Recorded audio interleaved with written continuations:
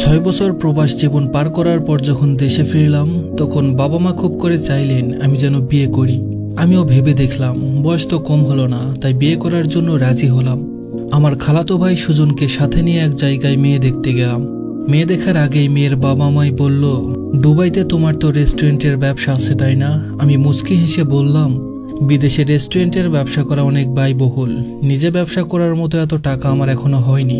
মেয়ের বাবা অবাক হয়ে বলল, ঘটক যে বলল তোমার সেখানে নিজের রেস্টুরেন্ট আছে।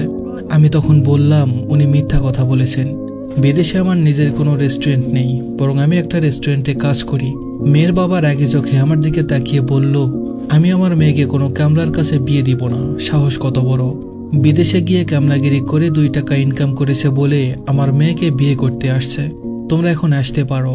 আমি চুপচাপ মাথা নিচু করে চলে এলাম। বাসায় আসার পর মার খালা যখন জিজ্ঞেস করলো মেয়ে কেমন দেখেছি, তখন পাশে দাঁড়িয়ে থাকা আমার খালাতো ভাই মুচকি হেসে বলল, মেয়ে দেখার আগেই মেয়ের বাবা পাত্রকে কামলা উপাধি দিয়ে বাসা থেকে বের করে দিয়েছে। আমি মনমরা হয়ে মাকে বললাম, মা, নেক্সট টাইম এত বড়লোক ঘরের মেয়ে না দেখে আমাদের মতো নিম্নবিত্ত ঘরের মেয়ে দেখো, তাহলে হয়তো এতটা অপমান করবে না। খালা তখন আমায় বলল, কামলাকে তো কামলাই বলবে। আমার ছেলের মতো ভালো করে পড়াশোনা করলে আজ বিদেশে গিয়ে কামলা খাটতে হতো না। তুই পরের বার মেয়ে দেখতে গেলে আমার ছেলেকে আর সাথে নিয়ে যাস না। তোর জন্য আমার ঢাকা ভার্সিটিতে পড়ুয়া ছেলে অপমানিত হোক, সেটা আমি চাই না। আমি কিছু না বলে মাথা নিচু করে চুপচাপ নিজের রুমে চলে গেলাম। কয়েকদিন পর অর্পা নামের একটা মেয়েকে দেখতে চাই। মেয়ে আমার খুব পছন্দ হলো। মেয়ের সাথে আমাকে একা কথা বলতে বলে।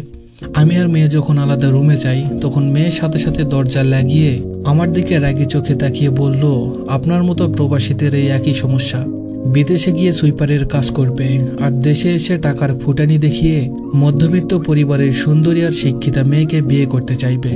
আপনার টাকা পয়সা দেখে আমার বাবা মা গলে গেলেও আমি গলবো না।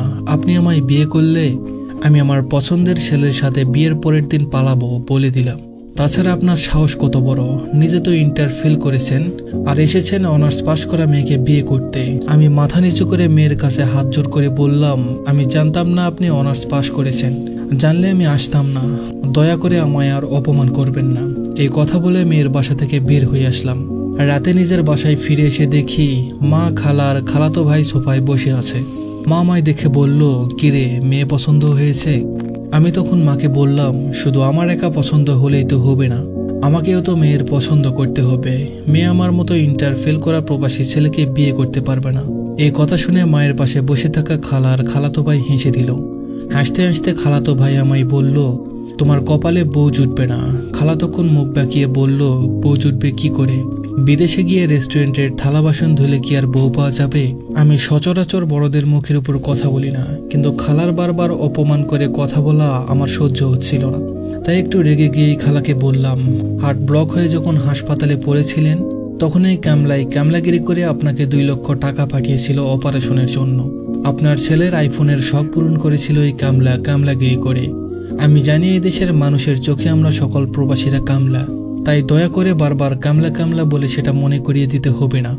আমার কথা শুনে খালাতো ভাই রেগে গিয়ে বলল, 2 লাখ টাকার একটা আইফোন দিয়েছো বলে আমার মাকে যা ইচ্ছা তাই বলে অপমান করতে পারো না।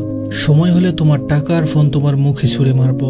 আমি আমার খালাতো ভাইকে কিছু না বলে শুধু একটু হাসলাম। পরের দিন সকালে মাকে ডেকে বললাম, মা, আমি এখন বিয়ে করব না, আরো কয়েক বছর প্রবাসী কামলাগিরি করি আসি, তারপর একেবারে দেশে এসে বিয়ে করব। 4 বছর পরের ঘটনা, আমি দেশে এসেছি।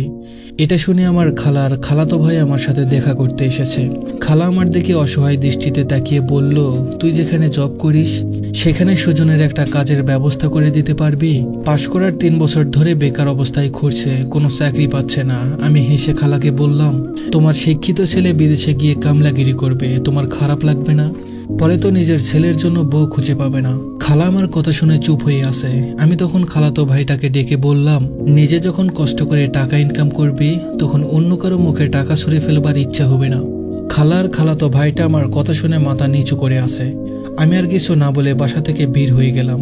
একটা বিষয়ে পরামর্শের জন্য একটা পরিচিত উকিলের কাছে গেলাম। গিয়ে দেখি ওই আঙ্কেল, যার মেয়েকে আমি বিয়ে করতে গিয়েছিলাম বলে আমাকে অপমান করে বের করে দিয়েছিল, উনি উকিলের সাথে কথা বলছে। আঙ্কেল চলে গেলে আমি উকিলকে জিজ্ঞেস করলাম, উনি এখানে এসেছিলেন কেন? উকিল তখন বলল উনার মেয়ের ডিভোর্সের বিষয়ে কথা বলতে। অনেক বড় ঘরে মেয়েকে বিয়ে দিয়েছিল, কিন্তু জামাইটা নেশাখোর, মেয়েকে অত্যাচার করে বলে মেয়ে সংসার করতে চাইছে না।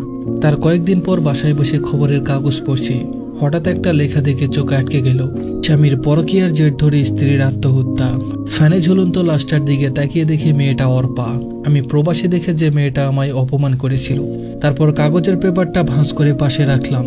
কিছুক্ষণ আকাশের দিকে তাকিয়ে ভাবলাম, এসব খবর আমাদের প্রবাসীদের পড়ার জন্য না, কারণ 2020 সালে করোনার মহামারীতেও আমরা বাংলাদেশের প্রবাসীরা 22 মিলিয়ন মার্কিন ডলার অর্জন করে দেশের অর্থনীতি সচল রেখেছি। তবুও নাকি দেশের জন্য আমরা প্রবাসীরা বোঝা। ধন্যবাদ সবাইকে।